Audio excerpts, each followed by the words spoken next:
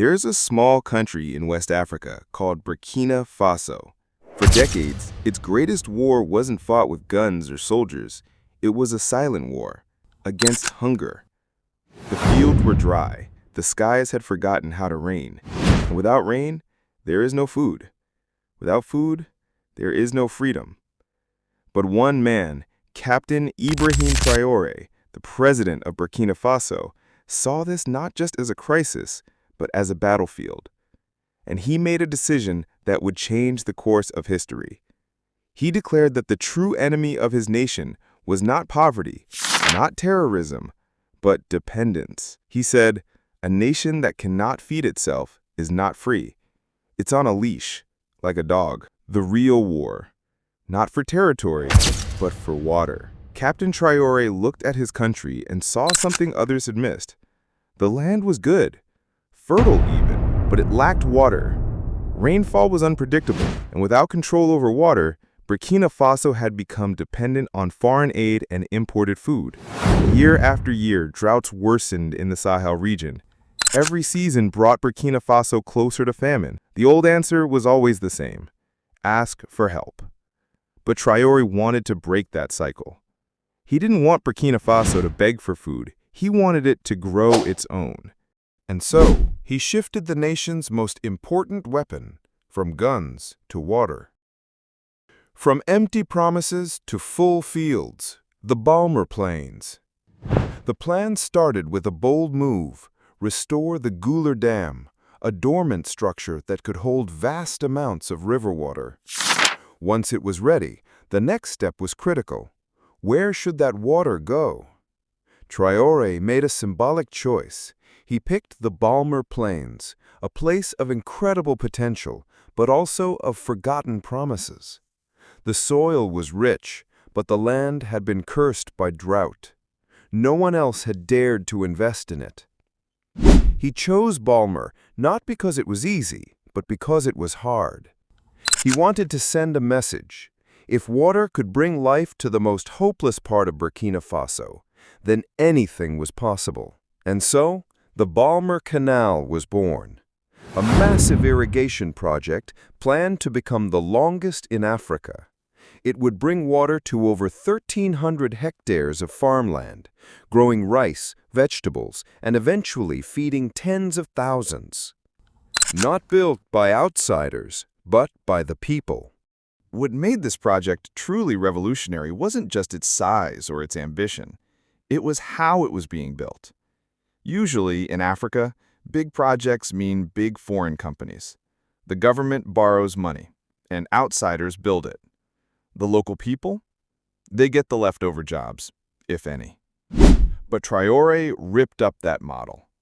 The Balmer Canal, he declared, will be built by the people of Burkina Faso, for the people of Burkina Faso.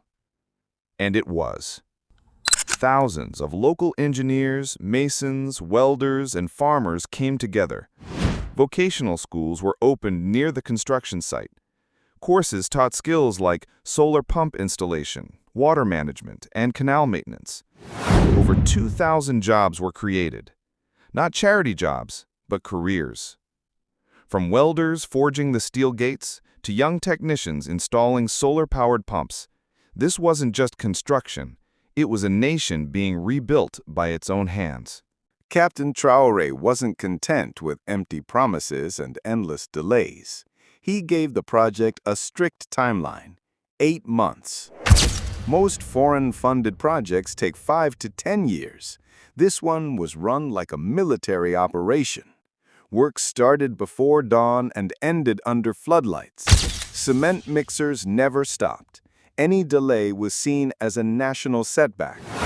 Because this wasn't just about finishing a canal, it was about proving a point: that Burkina Faso could build its own future, and fast. What water really means: power, pride, and freedom. As the water flowed, something extraordinary began to happen. The dry land bloomed green. Old farmers returned to land they had abandoned decades ago. Mothers who once left for the cities came back to farm.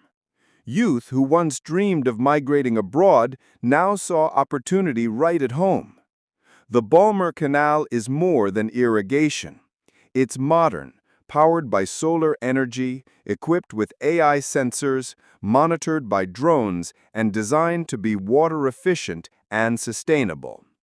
It's also surrounded by new infrastructure, storage warehouses, roads, distribution centers. It's not just growing food, it's growing an economy.